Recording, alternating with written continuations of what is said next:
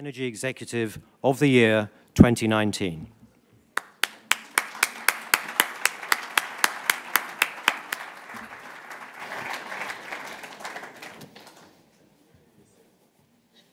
Thank you, Peter. Excellencies, ladies and gentlemen, good morning. It's my pleasure now to introduce one of the highlights of this year's agenda, which is the keynote address by this year's winner of the Energy Intelligence Energy Executive of the Year Award. Ben van Beurden has been in charge of Shell for 5 years, since 2014, and they have not been, by any definition, the easiest years to be in charge of a major oil and gas company. Commodity prices have been volatile. The global political and economic landscape has been highly unpredictable, and the industry itself has been in the crosshairs and under scrutiny from investors, from environmental campaigners, and from politicians and civil society over its carbon footprint, its business model, its long-term viability and profitability. Ben's leadership during this period has been striking for a number of reasons. It seems like quite a long time ago now, but there was, of course, the takeover, the acquisition of BG, a major bet on gas at a time when many other companies were shying away from deals of that scale, and also the subsequent $30 billion divestment campaign, which, as Bob Dudley noted last night, led to the greatest financial transformation in Shell's history. And then, of course, there's been the issue of the energy transition, and Ben's leadership here has really put Shell in the vanguard of how the industry is responding, with its embrace of Scope 3 targets for its own carbon emissions, Shell's involvement in the Oil and Gas Climate Initiative, and the very serious work the company has done on evolving a new kind of business model with a greater commitment to power and petrochemicals to turn Shell into a kind of energy player to meet the energy needs of the 21st century. So to hear more about the challenges the industry is facing and the kind of new Shell that is evolving, please join me in welcoming to the stage the winner of this year's Energy Intelligence Executive of the Year Award, the Chief Executive of Royal Dutch Shell, Ben van Beurden.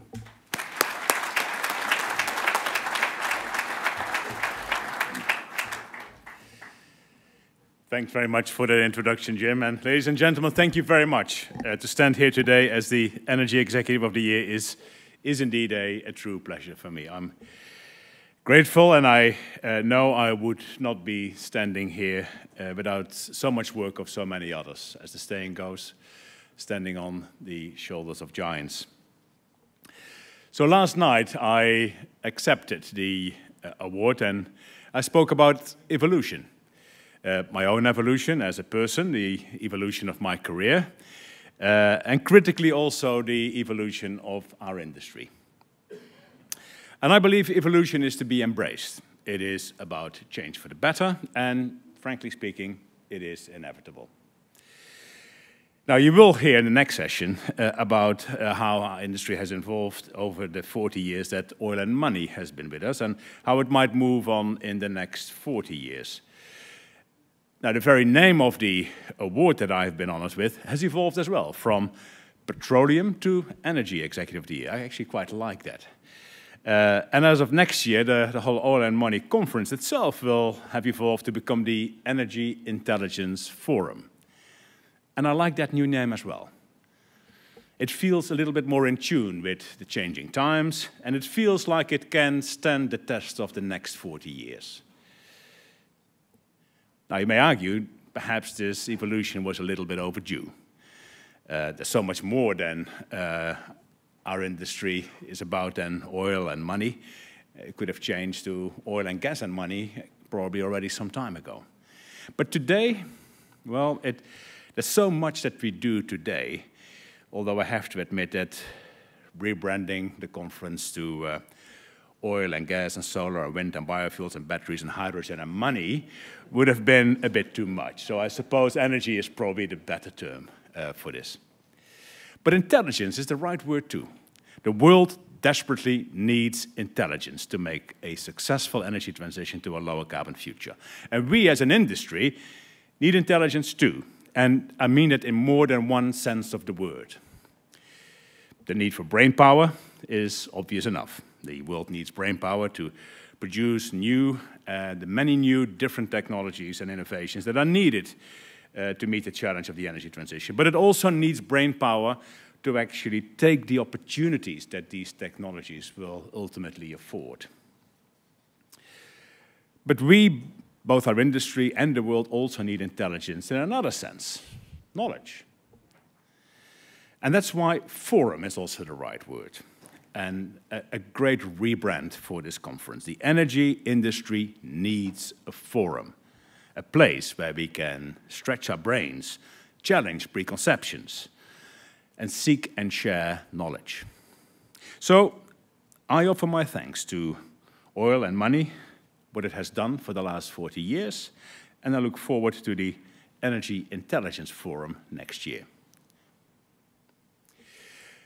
But as much as the world needs energy, intelligence, and a better understanding that comes from a discussion forum, it also needs three other things if it is to succeed in the energy transition. First of all, the world needs oil, and gas for that matter. The world needs oil and gas because it is what the world relies on for so much, including often the most basic needs of heat and food and shelter. And that will not change overnight, we all know that. And that's why my company Shell will continue to invest in oil and gas, even as we work to help speed progress to a lower carbon future. Secondly, the world needs money. That's right as well. Evolution is both good and inevitable, but the world still needs oil and money. The world needs money because the planet's energy system has to transform to tackle climate change. That means investment on a vast scale. And I must emphasize that the world will only achieve a sustainable future if the investments are made sustainable themselves. And that requires financially sustainable business models that lead to attractive returns. And that's why Shell's approach is to seek out the business value in the energy transition. I believe the company's strategic ambitions are clear. It's becoming a world-class investment case, thriving in the energy transition, and at the same time also maintaining a strong societal license to operate. Being world-class investment is all about financial resilience. Thriving in the energy transition is about being a world-class investment case for decades to come. And a strong societal license to operate is about having the support of society for the things that we need to do. And on that last point, I frankly cannot think of a single company represented in this room which does not need to take action on its license to operate. Society is evolving. We, all of us, must keep up, because those who do not will be left behind. So when you read that Shell has bought a utility company, when you hear that we are doing electric vehicle charging, what we are doing in hydrogen and renewables, that is where we are coming from. Shell is seeking to make sustainable investments in a sustainable future. But I promised you three things that the world needs to succeed in its energy transition. And I've only given you two so far. And the third thing is collaboration. And I'm talking about a level of collaboration that goes far beyond to what we are used to, and far beyond the energy transition, the energy industry as well. Because tackling climate change is far bigger than the energy industry. Put it like this. We don't pump oil and gas from the ground and then leave it sitting in storage facilities. People actually consume it. They drive, they cook, they run their businesses. So tackling the greenhouse gases that come with energy is a question of addressing the consumption of energy as well as the supply of energy.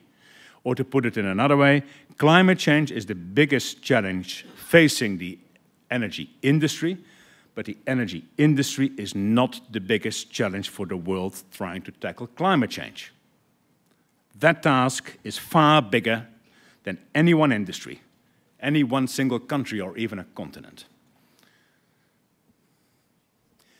Now, that doesn't mean that energy companies like ours cannot have a big impact. We can.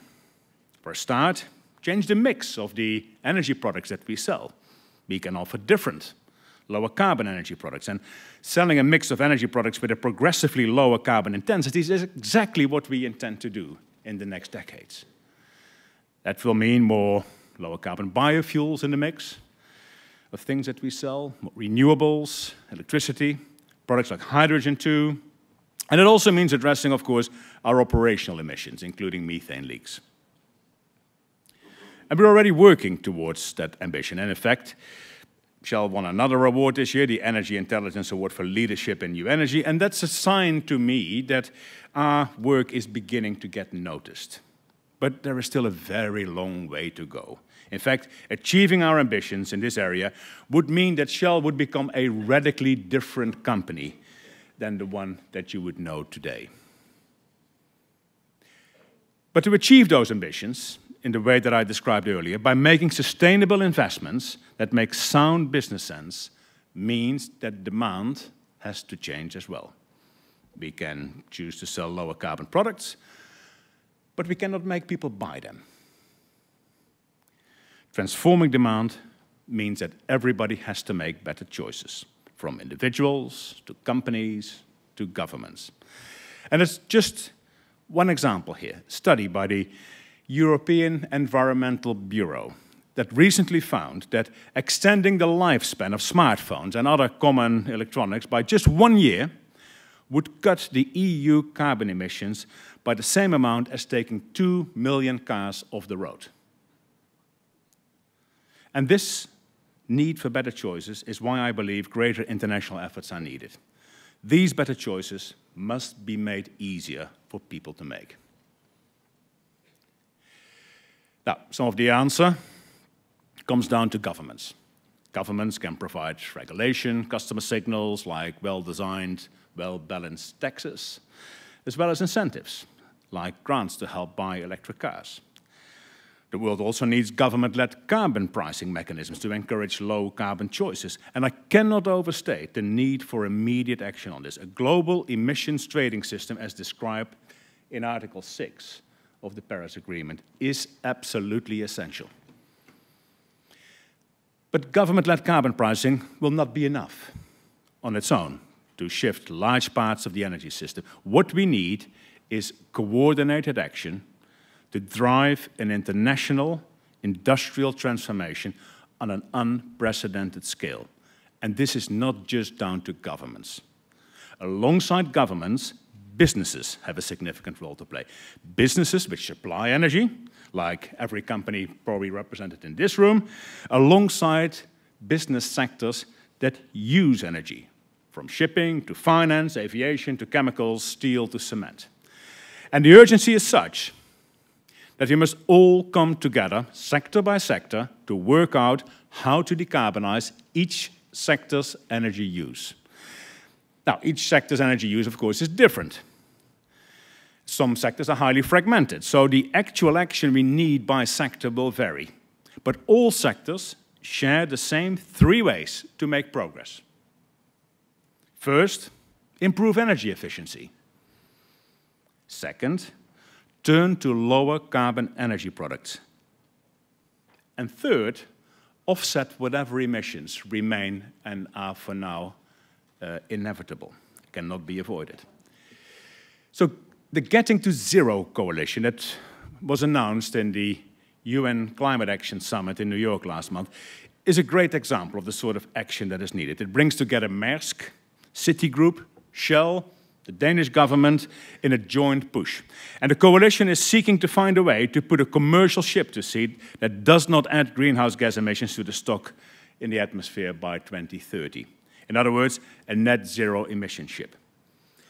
The coalition will also need to work with other governments, with other shipbuilders, with port operators, etc. And I think things like this are a good start. But then we need another coalition to do the same in another sector, and another one, until all sectors are governed by coalitions that figure out the pathway to get to net zero for that sector. Now, that doesn't mean that this is all very easy and that we can just do it, but I believe it is that this type of sector-by-sector action, if it doesn't happen, the world might fail to reach the goals of the Paris Agreement. And I also believe that energy companies, which do not play a full role in such collaborations and do not evolve, will actually fall behind society, and in the end, they will fall by the wayside. Because even though the world will still need oil and money, will always need energy, and even though in our industry We have both the brains and the knowledge to successfully navigate the energy transition. Despite all of this, if we do not have intelligence enough to share our knowledge, to embrace collaboration, and to move with the change happening all around us, we risk forfeiting our place in society. And if a company has no place in society, it has no place to being a company at all. So we can and we must evolve. And I'm very glad that we will have this forum next year and for all the years to come to help us do that. Thank you very much.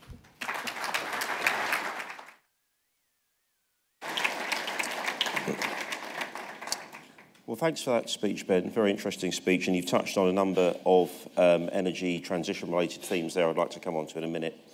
But I'd just like to start with the major event we've dealt with in oil markets and energy markets in recent weeks. We heard from Ami Nasser about this earlier this morning, which is the attacks in Saudi Arabia on Abqaiq and Khurais. What was your first reaction when you heard about these attacks? Well, the first reaction is, of course, I hope everybody is fine. Nobody got hurt. I sent a message to Amin straight away and I said, I hope you are fine, but I hope all our friends and colleagues in Saudi Aramco are fine. And he wrote back after a while, which I was actually quite surprised by. Amin and said, thank God nobody got hurt. And then, of course, yeah, you know, what happens next? So we offered our help, but Amin obviously didn't need it. He had a lot of resources in the country to take care of it. It's quite impressive to see how the company and all the resources in the kingdom responded. And I think probably beyond the expectations of many commentators, observers, and industry participants. It's remarkable how the reputation of Aramco and the kingdom as a reliable supplier has remained very strong. But it also showed, I believe, a few other interesting things, other than the sort of resilience of the market. It has showed that these risks are really out there. Mm-hmm. This is, I believe, still unprecedented. But you can't say, oh, this is going to be one-off, don't worry. And it also showed that you know, the market is in a completely different place than it used to be. I think if 5 years ago we would have said, listen, you know, Venezuela will be out, Iran won't be producing, we'll probably knock out 50% of Saudi Arabia's oil capacity for a while, I think oil prices would have been significantly higher than the few dollars they moved up and came back down to. So I think we live in a different world, which is probably, in terms of markets, which is probably not as well understood as we would like to. So you were surprised by the price reaction. You were expecting something much more substantial given the scale of the incident?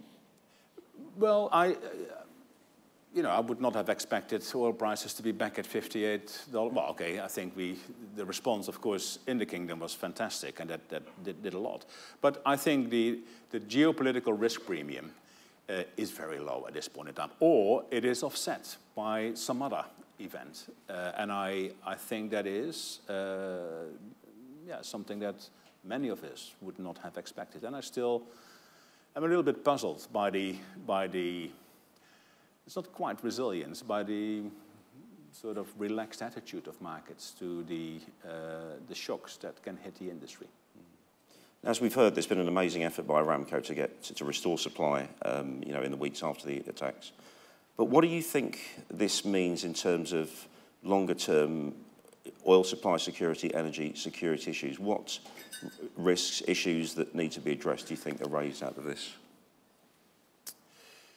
Well, I think it shows the importance of having resilient systems. I'm absolutely convinced that Aramco already has a policy of resilience, mm-hmm. And is probably buffing it up as much as they can and should as we speak. But it does show that, well, again, first of all, there is a tremendous resilience in the system, but we have to continuously ask ourselves what could happen. The unthinkable has happened, and perhaps might happen again in other forms and fashions. So therefore, we have to start factoring that in some of the decisions that we make. Whether that is the design of facilities that could be at risk, or the way we, governments and others, manage the resilience in markets by strategic storage, policy decisions around it. etc. So I think, yeah, there is a shift, but as I also said, interestingly enough, that shift hasn't really materialized yet in a new market paradigm as far as pricing is concerned. And last question on this, does it have any implications for Shell directly? Did you rethink, okay, security around your own facilities, whether they be in the Middle East or elsewhere, anything you're going to do differently now going forward? Yeah, of course we think about this, and of course we take some measures. I hope you understand we don't want to talk about it too much, okay. but then again, this is also not as if we were surprised that that attacks, be this then a kinetic attack, but cyber attacks and other things could happen. Yeah, that is the reality of the day, and we have to arm ourselves against those eventualities, also in peacetime. Okay. Just to move on to some of these energy transition and changes in sort of strategy points you addressed in your speech. It's been very noticeable over the last sort of 9 to 12 months. The debate around energy, climate change has become much more mainstream. It's also become much more polarised. And one thing I'm wondering is how the oil and gas industry makes its voice heard and gets this seat at the table in the debate that you've talked about it needing. Because there's obviously a lot of serious thinking about these issues taking place in oil and gas companies, but they are being villainised much more sort of extremely than we've seen in the past even. And that makes that obviously difficult. How does the industry respond to that challenge? Well, I think, first of all, you're right, Jim. If you look at what has happened over the last year, even over the last half year, it's a remarkable acceleration of events. You're absolutely right. A year or a bit longer ago, climate change, although it was not much talked about, was actually a fringe thing when you would speak to investors or to many others who comment on our industry. Now it's in the center of things. It has become mainstream, and I think actually that's not bad. Because we have been, as a result of all this, have been between a rock and a hard place. Mm-hmm. Many companies, I think probably all of us in this room, have seen these problems and know that things need to happen and change. At the same time, we also know the legitimacy of continuing to produce oil and gas that the world needs, but somehow this all gets in a perverse way misrepresented in ways that we don't seem to have control over. I think to make it mainstream, to bring it closer to people, to actually make people realize that maybe it isn't just a matter of squeezing supply and then somehow demand will reform. Mm-hmm. It is a matter of thinking about demand, and guess what? Demand is society, is not oil companies, is actually helpful. But we're not done with that journey yet. We're in the middle of it. Yeah? And I think what we need to do as an industry, other than sort of bringing realism and say, listen, this can't happen overnight, etc., which is useful to remind people of, but not enough. And it will probably also invoke a negative reaction and say it can't be done as fast as you think. We actually have to be on the tables where the demand discussions take place. That's what the point I was also trying to make in the speech, is, it is, let's embrace it. It's inevitable that sectors of society will go to net zero if we have to meet the Paris Agreement, which I believe we all want to. And then we better be part of that discussion in the sectors, not as some sort of victim of all of this that sends by the sidelines and say, oh, it's not so easy as you think. No, we have to be in the discussion. We have to figure out with the aviation industry, for instance, how that is going to happen. And interestingly enough, if you speak to these sectors, many of them say, yeah, that's a good idea. Actually, we do have a sectorial debate already going on. But now that we think about it, we just sit around the table with other airline companies. And we also complain that, we get it, but everybody outside this room doesn't get it. Mm-hmm. So we have to bring a complete, coherent, holistic forum together of not only the users, but also the suppliers and also the companies that supply the appliances and the regulators, etc., to solve this. I think that is a role that we have as an industry as well, but not just deliverers of products or deliverers of options. We need to be reformers as well. Okay. One of the energy transition question is about what investors are kind of looking for from oil and gas companies at the moment. They seem to be sending rather mixed messages. You know, some are saying you should really stay as the last, low-cost oil and gas producer standing. Others are saying make a bigger commitment to the shift to renewables. Do you think you understand what investors really want from Shell these days? Well, there is no real change in that sense. There is total inconsistency in what investors tell you, except for one thing, that is, can you please sustain the dividend? And that's fine. You know, we have every intention to do so, and if there is the whole gamut of options and changes and opinions and everything else that people advocate for, that basically means that I have a free hand to decide what is wise for the company, and that's exactly what I'm doing. Okay. I think we've got time for one or two questions from the audience. So if we have microphones around. Okay. I think there's one here. Okay, let's start here. Thank you very much. I want to follow up on Jim's questions. About 2 years ago, you pulled out from one of the major oil fields in the Middle East, and I'm talking about Majnoon in Iraq. Reasons given at the time, not convincing. Does that mean that this will be your strategy again in pulling out from the Middle East based on the volatile and violent situation in the Middle East, or will you continue to work and invest in that region, regardless of what happened lately with Aramco installation? Yeah. Thank you for that question, and it's a great opportunity to clarify. Indeed, we did pull out of Majnoon, and that was just the conclusion of a commercial consideration, where I felt that the allocation of capital that we had to do in a relatively tight portfolio with a lot of discipline didn't make Majnoon rank, the expansion of it, at the place where it needed to be. We have absolutely no intention to change our attitude and appetite for investing in the Middle East, far from it. Of course, we are large investors in a number of key Middle Eastern countries. Think of Qatar, think of Oman, but also in Egypt.